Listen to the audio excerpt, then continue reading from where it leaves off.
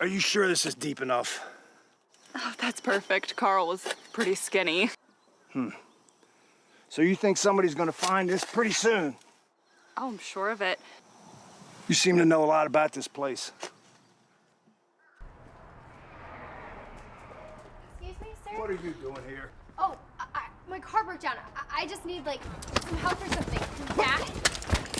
Yeah? Quiet. Don't make a sound. Bethany, watch out! Watch out!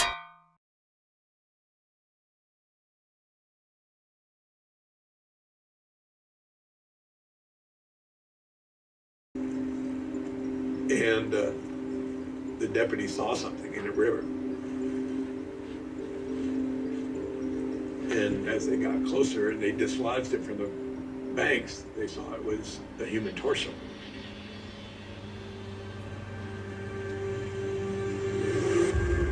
No arms, no legs, no head.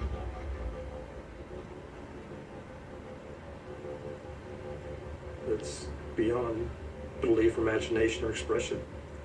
Yeah, we got something down here by the river, by the trestle bridge. I think we have something down the way there too. Shortly after, they found a second torso downstream, caught in the branches again.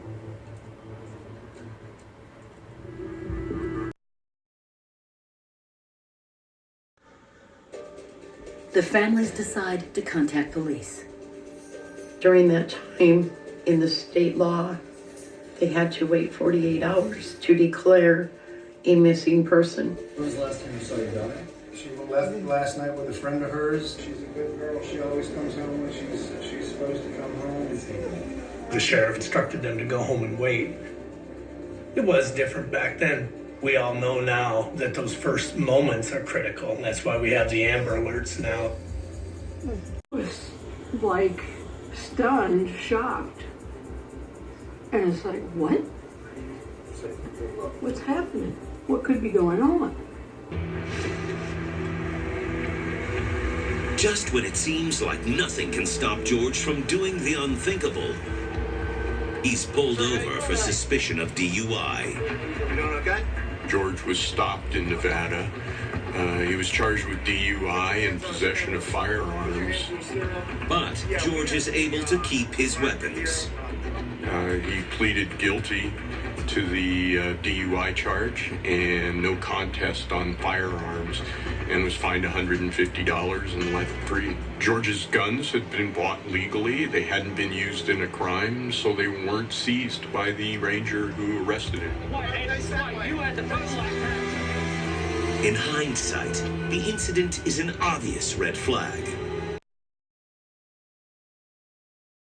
Task force closes in on their #1 suspect after receiving a tip. They talked with Krista. She told them about Amar, and Amar basically surrendered to police.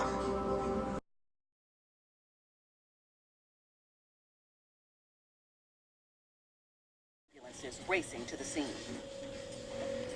A couple of them went right on into the water, got all 3 children out of there within 2 minutes and had them back up on the shore. The car was in only 4 feet of water. It didn't make any sense to investigators that both of them couldn't have just gone into the water and saved the children.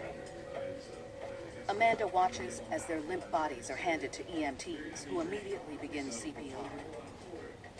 Then, each of her babies is put into an ambulance headed for the hospital, not knowing whether they will live or die. Maurice explains to the officers that it was all a freak accident, but things just aren't adding up. According to Mr. Legrone, he tried to back it up and rev it and back it up, but the more he did, the wheels spun, and eventually the car just floated on into the water. He said the electronic locks didn't work and therefore couldn't get the kids out, but the first responders stated that they had no problems opening up those doors and there wasn't an issue with the locks. Amanda tearfully agrees with his story. Amanda went along with the story that it was an accident because in some ways, that's probably what she wanted to believe. Detectives head to DeAndre's house and find him hanging out with his girlfriend, Shantae. They ask him to come down to the station for questioning, and he agrees. All right, fine. Worried, Shantae decides to go along for the ride, and the detectives have no objections. At the station, DeAndre plays dumb. While being questioned by police, DeAndre says that he was not with Rosemary. The detective puts all of his cards on the table and informs the suspect about the missing persons report. When they presented evidence to DeAndre, he switched his story up. He said, okay, you know what? I was with Rosemary. But you know what? As soon as she started nagging me about supporting the baby, I dropped her off.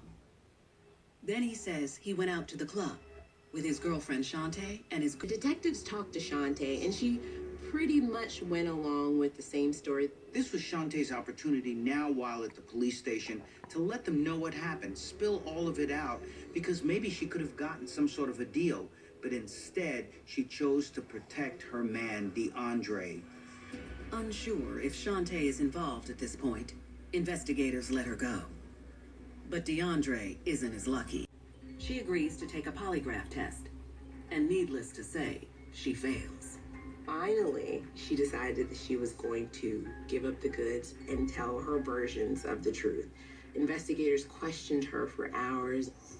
Shantae admits that she was involved in the attack and that she had hidden in the car. But she claims she had no idea how far DeAndre was going to take it. Shantae stressed to the police that there was never any talk of Rosemary dying at all. They just wanted her to miscarry the baby, but murder was never part of the plan. She did not sign up for that. But it doesn't matter. Her involvement is enough to charge the once-driven young woman with murder.